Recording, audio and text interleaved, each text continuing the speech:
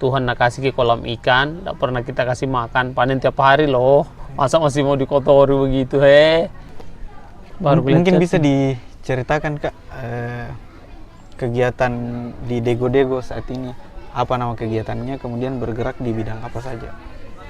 Oh, saya perkenalkan dulu Dego-Dego ya. Iya, betul. Dego-Dego itu nama tempatnya Dego-Dego Nabira, artinya teras bira.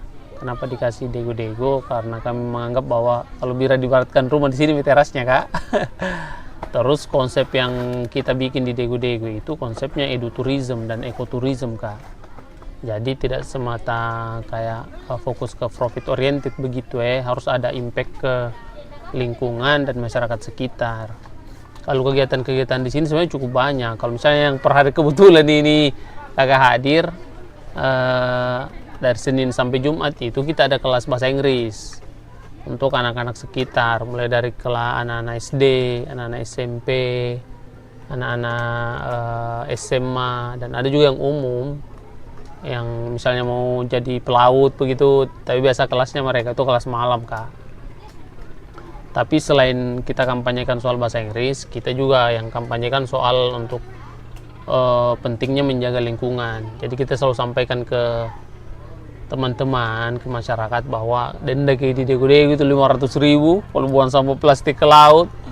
Padahal sebenarnya tidak ada niatan mendenda, Kak. Mana jadi kasih warning bahwa Tuhan nak kasih ke kolam ikan, tidak pernah kita kasih makan, panen tiap hari loh. Masa masih mau dikotori begitu, Selain kelas bahasa Inggris dan kampanye soal lingkungan, kita juga ada beberapa kelas lain. Seperti kelas free dive, kelas diving, fun dive, ada juga kelas adopsi karang atau belajar soal transplantasi karang untuk wisatawan yang ke Dego-Dego Nabira, Kak. Kegiatan itu rutin, sudah kurang lebih 3-4 tahun terakhir, Kak, kita bikin kegiatan itu. Kalau keterlibatan pemerintah dalam kegiatan selama ini itu seperti apa saja? Sejauh ini keterlibatan pemerintah, kalau pemerintah kabupaten biasa dia itu supportingnya di bagian bikin pelatihan, terus kita diundang begitu.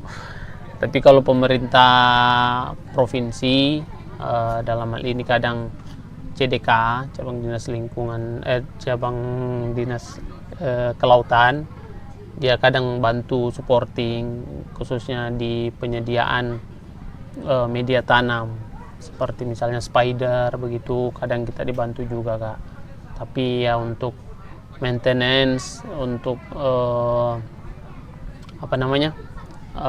proses penanamannya itu biasa teman-teman komunitas. Selain itu yang bantu biasa penanaman ada beberapa funding juga, Kak. Kayak misalnya pegadaian baru masuk karena lihat konsistensinya kita menanam. BI kasih beberapa meja untuk ditanam di area sekitar Dego-Dego begitu. Apakah kegiatannya ini Kak hanya seputar pelestarian lingkungan saja atau juga bergerak di bidang pertumbuhan ekonomi atau ada profit pada kegiatan ini? Pada awalnya kita fokus pada pelestarian lingkungan dan edukasi, tapi kita melihat bahwa supaya ini bisa jangka panjang harus ada profitnya di sana. Maka kita bikin paket wisata. Jadi paket wisata inilah di sana profitnya muncul. Misalnya paket wisata travel to learning, kita murah jika 100.000 jadi satu orang. Tapi kita targetnya itu anak-anak sekolah dan mahasiswa yang pasti rombongan nih, Kak. Itu ada nilai profit ke sana, bukan hanya ke pengelola Dego-Dego Nabira, tetapi masyarakat sekitar. Karena kita libatkan satu pengrajin kue tradisional uhu-uhu,